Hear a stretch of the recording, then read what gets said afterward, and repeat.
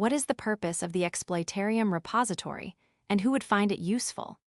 The Exploitarium is a single archive of public exploit proof of concepts and vulnerability research write-ups. It's designed for researchers, penetration testers, and developers who want to understand real-world exploits and vulnerabilities.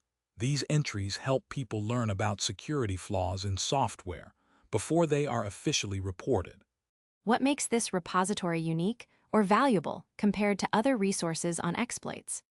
It's unique in that it's a consolidated collection of PoCs from the same contributor, who actively researches and discloses vulnerabilities. Unlike many other repositories that may be scattered or incomplete, this one is well organized, and each folder contains a standalone PoC with its original README and tracked files. It's a living archive of real exploit development. How does the Exploitarium make things possible that were hard or impossible before? Before, researchers had to search through various sources, such as individual blogs, GitHub repos, and vulnerability disclosure platforms, to find exploit PoCs. The Exploitarium compiles all of this in one place, making it easier for researchers to study, test, and understand exploits without sifting through unrelated content. It also includes technical evidence of vulnerabilities, such as debug logs and verification files, which help in reproducing and validating the exploit. What are some of the key technologies or protocols that the PoCs in this repository target? The PoCs cover a wide range of software and protocols. For example, there are exploits for 7-zip, AnyDesk, C-Aries, Docker, Firefox, and more.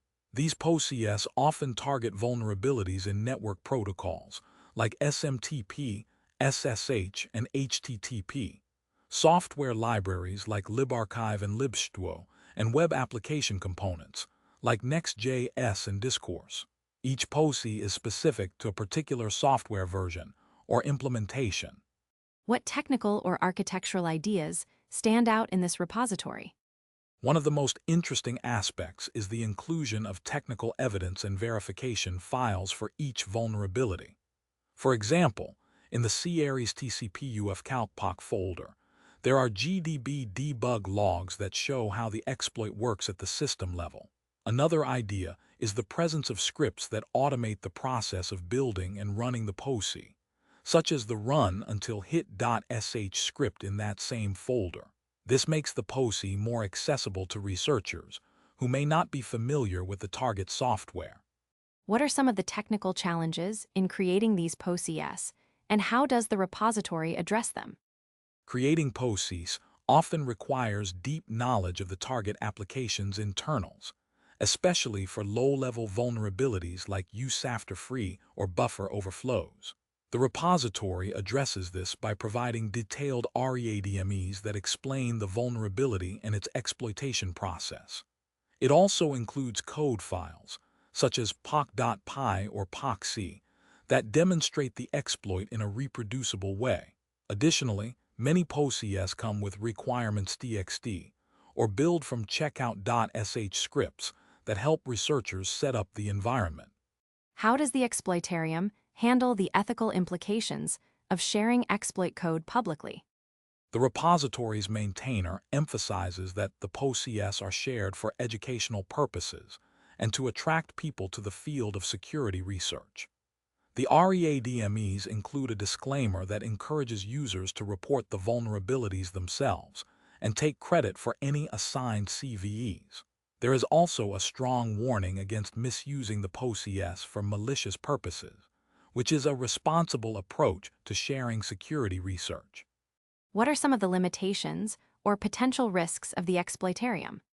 One limitation is that the repository may not be complete, as the maintainer mentions that the repo was incomplete when it was published. Additionally, some of the PoCs may not work in all environments, and users may need to adjust them based on their setup. Another risk is that while the repository encourages responsible disclosure, the PoCs could be misused by malicious actors if they fall into the wrong hands. How does the repository leverage AI in its development process? The repository's maintainer used AI, specifically GPT-5.3, to automate parts of the fuzzing workflow. However, the actual PoCs were not generated by AI, but were hand-typed by the researcher. The AI was used for formatting and structuring the README files, which are clearly marked as AI-generated. The researcher emphasizes that AI assistance is helpful but not essential for high-quality exploit research. What is the impact of the Exploitarium on the broader security research community? The Exploitarium has a significant impact by creating a centralized, accessible archive of real exploit PoCs and vulnerability research.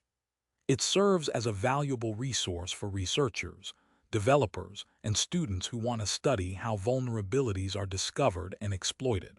It also helps raise awareness about the importance of secure coding practices and responsible disclosure.